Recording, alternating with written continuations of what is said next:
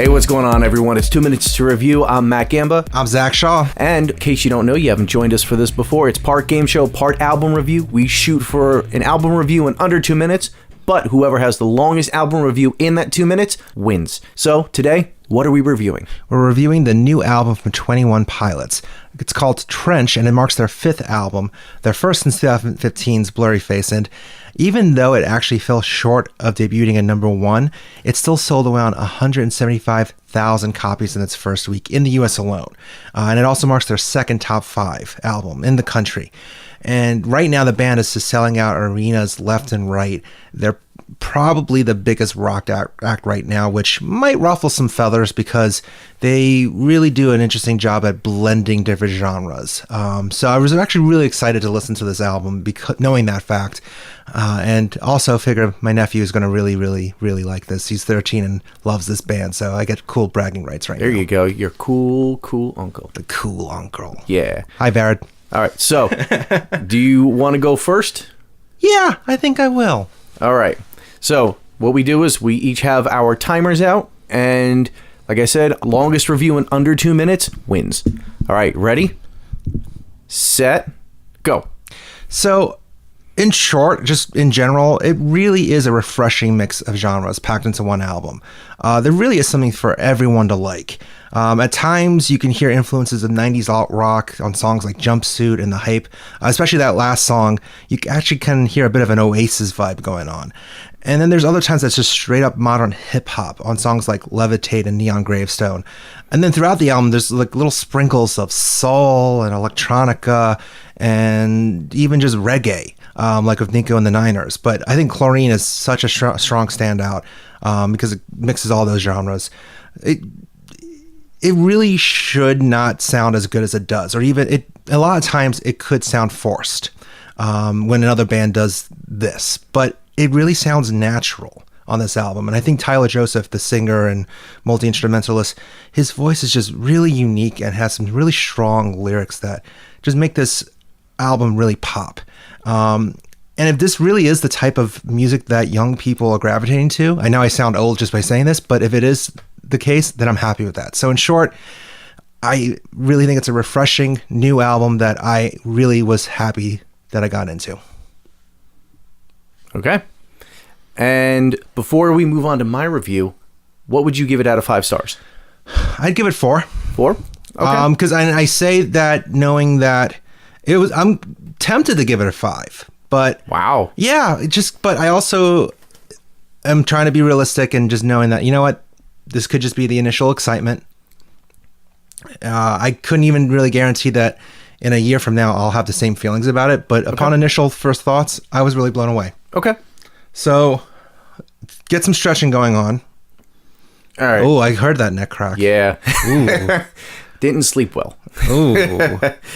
So, let me just make sure I'm even doing this correctly. Are you ready? As ready as I'm gonna be. 3, 2, 1, go. So, what do you get if you mix the atmosphere produced by A Perfect Circle and new age hip hop and a Tribal Seeds-esque type reggae sound? You get this brand new album. So, I was never a very big fan of 21 Pilots. You know, I know that they've got, everybody like eating out of the palm of their hand out of the last album. But listening to this, I actually thought it was pretty decent. I don't think that they have the single swagger that they had on the last album, because I went back and I listened to a few of those tracks. It never really quite gets to that level of popularity. It never feels like, oh my god, this is the next big song. Rather, what I think they're trying to go for on this album is a very much a more contained type message, because they always talked about like anxiety and depression and things like that in their songs.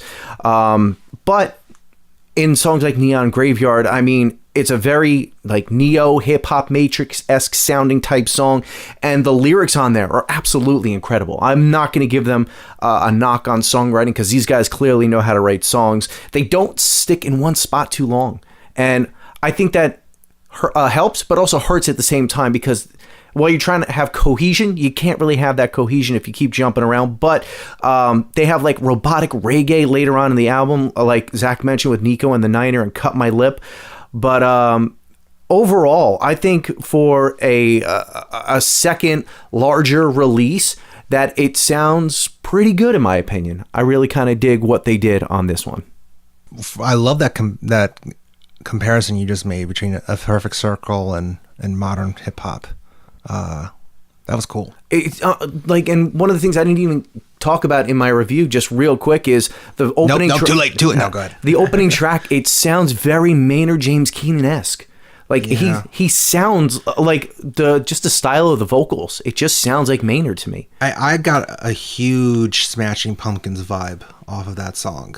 At least the guitar kind of riffs to it and the screaming. But I definitely hear that Maynard sound as well. It was very surprising to hear that because, like I said, I'm not a huge fan of them. But just listening to this, it gave me a very different perspective on them because you know the song. Well, I don't even know the name of it, but all my friends are heathens. Well, that one was that was a soundtrack song. Yeah, that was a wasn't it? soundtrack song. No, what's Back to the Good Old Days? Yeah, that song, whatever that one is. I mean, that's where I was expecting this whole thing to go, which is like single. It was an album. It was an album. It wasn't a singles type album. That's a good way to say it too, because it really was enjoyable from start to finish. It wasn't really much filler.